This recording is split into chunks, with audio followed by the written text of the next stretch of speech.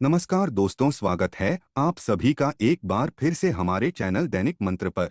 दोस्तों, सच्चे हृदय से कमेंट बॉक्स में लिखें जय माता दी, माता रानी आपके सभी कष्टों को समाप्त करे, आपकी झोली खुशियों से सदैव भरी रहे। आज की कहानी बहुत ही ज्ञानवर्धक है। अगर आपके घर में धन नहीं रुकता है तो नहाते समय औरतें ये उपाय जरूर करें। अचानक धन प्राप्ति होती है। इसके अलावा जो औरतें कपड़े खोलकर नहाती है, अर्थात उनके लिए भी खुशखबरी है। मित्रों, एक समय शिवजी महाराज पार्वती के साथ हरिद्वार में घूम रहे थे। पार्वती जी ने देखा कि समस्त मनुष्य गंगा में नहा नहाकर हर हर गंगे कहते चले जा रहे हैं। अगर आप ये कहानी सुन रहे हैं तो पूरा सुनिएगा, क्योंकि आधा अधूरा ज्ञान सही नहीं होता, इसीलिए वीडियो अंत तक जरूर देखिएगा। इसके अलावा है माँ लक्ष्मी जो हमारी इस वीडियो को लाइक करें और चैनल को सब्सक्राइब करें, उनके घर में धन की कभी कोई कमी न रहे, उनका घर हमेशा धन से भरा रहे। दोस्तों, भगवान के नाम पर कंजूसी ना करें।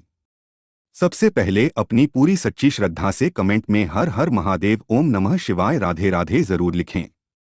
दोस्तों, जब पार्वती जी ने देखा कि समस्त मनुष्य गंगा में नहा नहाकर हर हर गंगे कहते चले जा रहे हैं, परंतु सभी दुखी और परेशान हैं, तब पार्वती जी ने बड़े आश्चर्य से शिवजी से पूछा कि हे महादेव, गंगा में इतनी बार स्नान करने पर भी इनके पाप और दुखों का नाश क्यों नहीं हुआ? क्या गंगा में सत्यता नहीं रही? शिवजी ने कहा, प्रिय, गंगा में तो वही सामर्थ्य है, परंतु इन लोगों ने पापनाशिनी गंगा में स्नान ही नहीं किया है, तब इन्हें लाभ कैसे हो? पार्वती जी ने आश्चर्य से कहा कि स्नान कैसे नहीं किया?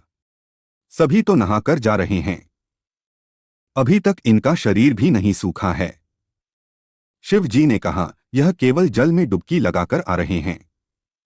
तुम्हें कल इसका रहस्य समझाऊंगा। दूसरे दिन बड़े जोर की बरसात होने लगी।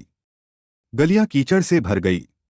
एक चौड़े रास्ते में एक गहरा गड्ढा था, चारों ओर कीचड़ भर रहा था। शिवजी ने अपनी लीला से वृद्ध रूप धारण कर लिया और विवश की तरह गड्ढे में जाकर ऐसे पड़ गए जैसे कोई मनुष्य चलता चलता गड्ढे में गिर पड़ा हो और निकलने की चेष्टा करने पर भी ना निकल पा रहा हो। पार्वती जी को उन्होंने यह समझाकर गड्ढे के पास बैठा दिया कि देखो, तुम लोगों को सुना सुनाकर यूं पुकारती रहो कि मेरे वृद्ध पति आकस्मिक गड्ढे में गिर पड़े हैं, कोई पुण्य आत्मा इन्हें निकालकर इनके प्राण बचाए और मुझे असहाय की सहायता करें। शिवजी ने यह और समझा दिया कि जब कोई गड्ढे में से मुझे निकालने को तैयार हो तब इतना और कह देना कि भाई, मेरे पति सर्वथा निष्पाप है, इन्हें वही छुए जो स्वयं निष्पाप हो। यदि आप निष्पाप है तो उनको हाथ लगाइए, नहीं तो हाथ लगाते ही आप भस्म हो जाएंगे। पार्वती जी तथास्तु कहकर गड्ढे के किनारे बैठ गई और आने जाने वालों को सुना सुनाकर शिव जी की सिखाई हुई बात कहने लगी। गंगा में नहाकर लोगों के दल आ रहे हैं।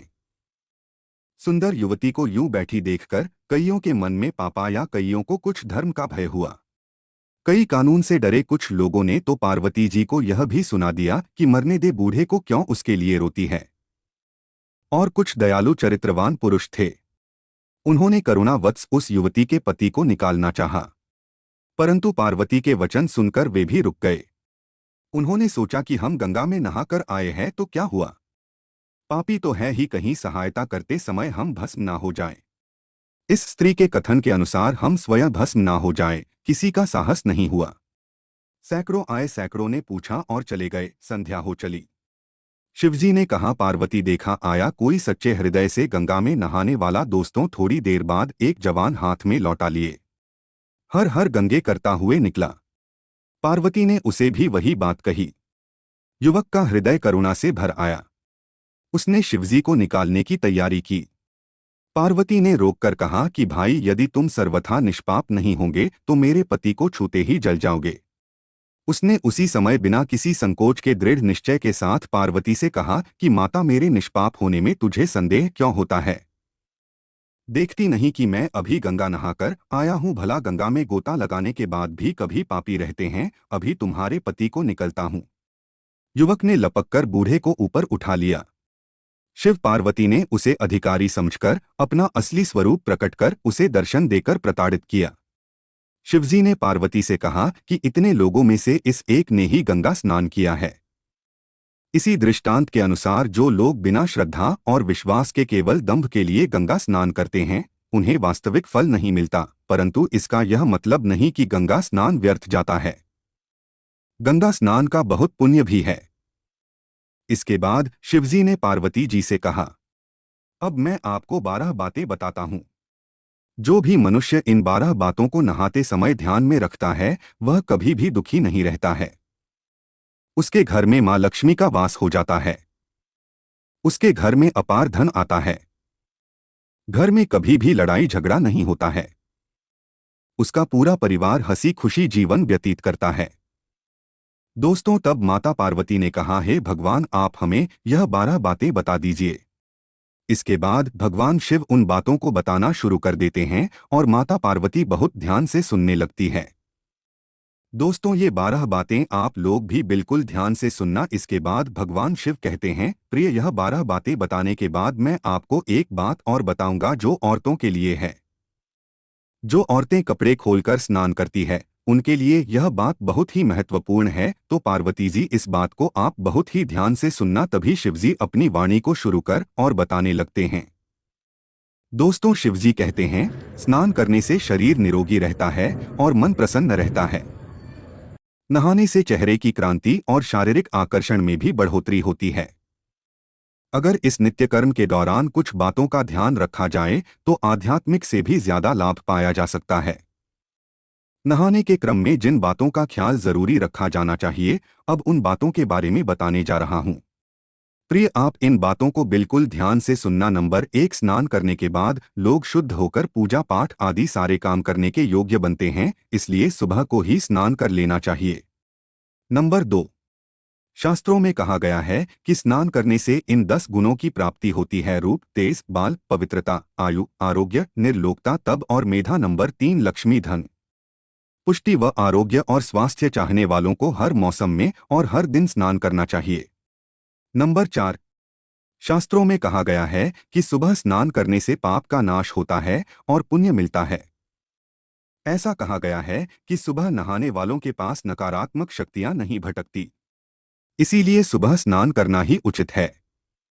नंबर 5, बीमारी की हालत में सिर के नीचे से ही स्नान करना चाहिए। गीले कपड़े से शरीर को पोंछ लेना एक तरह का स्नान ही कहा गया है।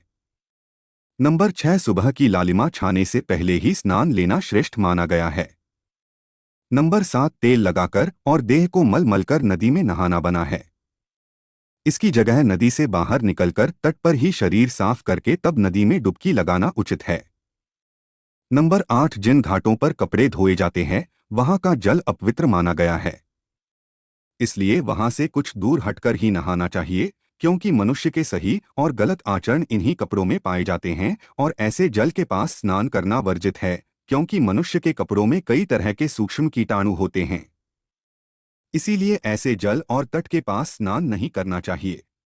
नंबर 9, नदी में 11 या 21 डुबकियां लगाना अच्छा बताया गया है। नंबर 10, पवित्र नदियों में कपड़े नहीं छोड़ने की मनाही है। नदी में किसी तरह की गंदगी नहीं बनानी चाहिए। नंबर 11, नल की तुलना में झरने का पानी, झरने से ज्यादा नदी का पानी, नदी के पानी से किसी तीर्थ का जल, तीर्थ के जल से गंगा जल अधिक श्रेष्ठ माना गया है, शुभकारी माना गया है, सभी तीर्थों में सबसे बड़ा तीर्थ स्थल माना गया। नंबर 12, गंगा माता का कथन है कि स्नान करते वक्त कोई चाहे जहां भी मेरा स्मरण करेगा, मैं वहां के जल में आ जाऊंगी। इसके बाद शिवजी ने कहा, अब मैं आपको औरतों के बारे में बताता हूं जो औरतें कपड़े खोलकर स्नान करती है। शिवजी ने कहा, हिंदू धर्म में शास्त्रों में हर एक चीज के लिए कुछ नियम बनाए गए हैं। इन नियमों में से एक है स्नान को लेकर की गई बातें। ऐसा माना जाता है कि आम व्यक्ति को शास्त्रों के नियमों का पालन जरूर करना चाहिए, जिससे घर की सुख समृद्धि बनी रहती है और खुशहाली आती है। साथ में आप आर धन बरसता है, माता लक्ष्मी प्रसन्न होती है। दरअसल हमारे शास्त्रों में ऐसी कई बातें लिखी गई है जिनका हम पालन सदियों से करते चले आ रहे हैं, लेकिन उसके कारणों के बारे में अभी भी पूरी जानकारी नहीं है। ऐसे ही नियमों में से एक है निर्वस्त्र स्नान करना। आपने अक्सर घर के बड़ों को ऐसा कहते सुना होगा कि कभी भी स्नान बिना कपड़ों के यानी निर्वस्त्र नहीं करना चाहिए। अगर हम पौराणिक कथाओं की बात करें तो निर्वस्त्र स्नान की मनाही का एक सबसे बड़ा कारण कृष्ण जी के समय से जुड़ा है। पौराणिक कथाओं के अनुसार एक बार जब गोपिकाएं सरोवर में स्नान कर रही थी और वो निर्वस्त्र थी, उस समय बाल कृष्ण ने गोपियों के सभी वस्त्र छिपा दिए। उस समय जब कृष्ण जी ने उनके वस्त्र छिपा लिए और गोपियों ने अपने वस्त्र वापस लेने की प्रार्थना की, तब कृष्ण जी ने उन्हें समझाया कि कहीं भी बिना वस्त्र धारण किए स्नान नहीं करना चाहिए। इससे जल के देवता वरुण का अपमान होता है, इसलिए आपको निर्वस्त्र स्नान न करने की सलाह दी जाती है। अगर आप नहाते समय यह सोचते हैं कि बंद कमरे में कोई आपको नहीं देख रहा है, तो ऐसा गलत है, क्योंकि ईश्वर आपको हर स्थान पर देखते हैं। यदि आप निर्वस्त्र होकर स्नान कर रहे हैं, तो ये मुख्य रूप से जल के देवता वरुण का अपमान करने जैसा होता है। निर्वस्त्र स्नान से आपको पाप लग सकता है और आर्थिक और शारीरिक नुकसान पहुंच सकते हैं। नहाते समय आपके पूर्वज भी आपको नग्न अवस्था में देखते होते हैं। भूत प्रेत भी आपको नग्न अवस्था में देखते हैं और वह आपके ऊपर चिपक सकते हैं, आपके शरीर में अपना स्थान बना सकते हैं। इसीलिए ईश्वर ने मनुष्य को बचाने के लिए इन सभी बातों का जिक्र शास्त्रों में किया है। यदि आप निर्वस्त्र स्नान करते हैं तो आपके शरीर में नकारात्मक ऊर्जा प्रवेश करती है और आपकी मानसिकता भी नकारात्मक हो सकती है। इसलिए हमेशा आपको यही सलाह दी जाती है कि भले ही आप नहाते समय कोई एक कपड़ा धारण करें, लेकिन बिना कपड़ों के स्नान न करें, तभी आपके लिए बेहतर होगा। निर्वस्त्र स्नान से शरीर की सकारात्मक ऊर्जा शरीर से बाहर निकल सकती है और इसका प्रभाव आपके शरीर के साथ मन मस्तिष्क में भी होता है। गरुड़ पुराण के अनुसार जब आप स्नान करते हैं, तब आपके पितृ यानी मृत पूर्वज आपके आसपास मौजूद होते हैं। यदि आप निर्वस्त्र स्नान करते हैं तो आपको पितृ दोष लग सकता है। दोस्तों, ऐसे स्नान करने से आपके पितरों को तृप्ति नहीं मिलती है और ये घर में पितृ दोष का कारण बन सकता है, और ये वस्त्रों से गिरने वाले जल को ग्रहण करते हैं, जिनसे उनकी तृप्ति होती है। निर्वस्त्र स्नान करने से पितरों अतिरिक्त नाराज होते हैं, जिनसे व्यक्ति का तेज बल, धन और सुख नष्ट होता है। इसलिए कभी भी निर्वस्त्र होकर स्नान नहीं करना चाहिए। दोस्तों, पुराण के अनुसार नहाने वाला पानी पूर्वजों के हिस्से जाता है और निर्वस्त्र होकर नहाने से इसे पितरों के समक्ष बिना कपड़े के नहाना माना जाता है। शास्त्रों में ऐसी मान्यता है कि यदि कोई निर्वस्त्र स्नान करता है तो माता लक्ष्मी उससे रूठ हो सकती है। इससे आपकी कुंडली में धन हानि के योग्य बन सकते हैं और आपकी आर्थिक स्थिति खराब हो सकती है। इन्हीं कारणों से आपको निर्वस्त्र स्नान न करने की सलाह दी जाती है और शास्त्रों में भी इस बात की मनाही है। दोस्तों, अगर आप शास्त्रों का सम्मान करते हैं तो 1 लाख जरूर करना और हमारे चैनल को सब्सक्राइब करके जरूर दबाना। सच्चे दिल से कमेंट बॉक्स में लिख देना, जय माता दी।